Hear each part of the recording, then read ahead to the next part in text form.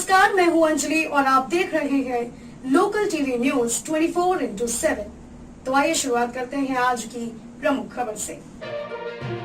दिनेश शर्मा बम हत्याकांड में एक को आजीवन कारावास।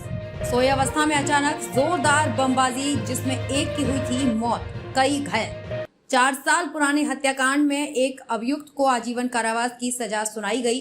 ये मामला लोदीपुर के कोयला गांव का है, जिसमें टिंकू शर्मा के द्वारा उनके घर पर लगातार कई बम फेंके गए थे।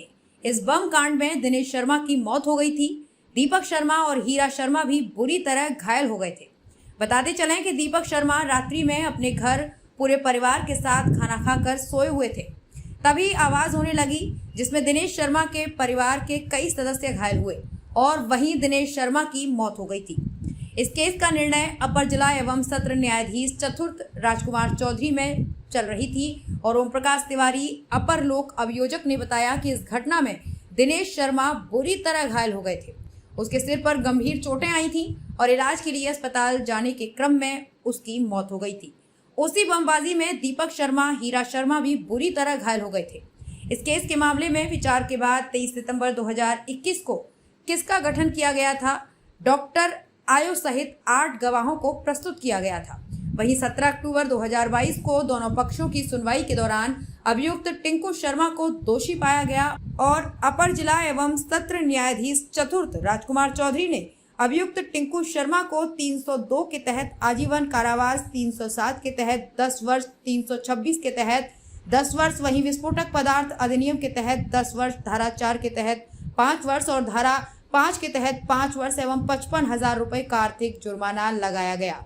आर्थिक जुर्माना नहीं देने पर अतिरिक्त 6 महीने की सजा का आदेश भी दिया गया। 17 जुलाई 2018 की घटना है ग्राम कोयला की। वहाँ कहा जाता है कि मुदाले जो टिंकू शर्मा है, अभियुक्त टिंकू शर्मा, वो रात्रि 11:30 बजे के लगभग वहाँ गया, वो लोग के घर में घुस गया और घुसकर बमबारी करने लगा। उसी बमबाजी में जो है दिनेश शर्मा के माथा पर जख्म हुआ, काफ़ी गुद्दा उद्दा निकल गया, जैसा कि प्राथमिकी में वर्णन है।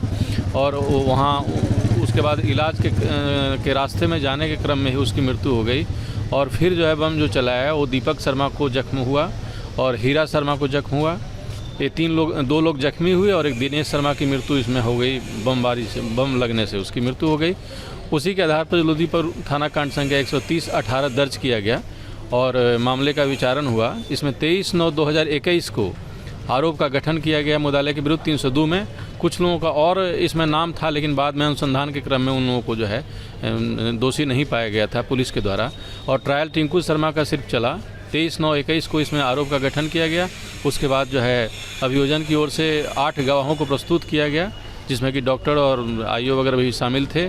और उसके बाद जो है पिछले 19 तारीख को दोनों पक्षों की सुनवाई के बाद जो है अभियुक्त को दोषी पाया गया। और आज जो है सजा के बिंदु पर सुनवाई हुई और सजा के बिंदु पर सुनवाई के पश्चात जो है भारतीय दंड संहिता के धारा 302 के अंतर्गत आजीवन कारावास और 20,000 रुपये जुर्माना किया गया। 307 के अंतर्गत जो है 10 साल सजा और 10,000 जुर्माना और 326 के अंतर्गत 10 साल सजा और 10,000 रुपये उसको जुर्माना किया गया। उसी प्रकार विस्फोटक पदार्थ अधिनियम में भी आरोप का गठन किया गया था। उसकी धारा 3 के अंतर्गत 10 साल की सजा सुनाई गई और 5,000 रुपये का जुर्माना लगाया गया। और धारा 4 के अंतर्गत जो है 10 साल की सजा सुनाई गई और 5,000 रुपये जुर्माना लगाया गया। और धारा 5 के अंतर्गत 5 साल की सजा सुनाई गई और 5,000 रुपये जुर्माना लगाया गया।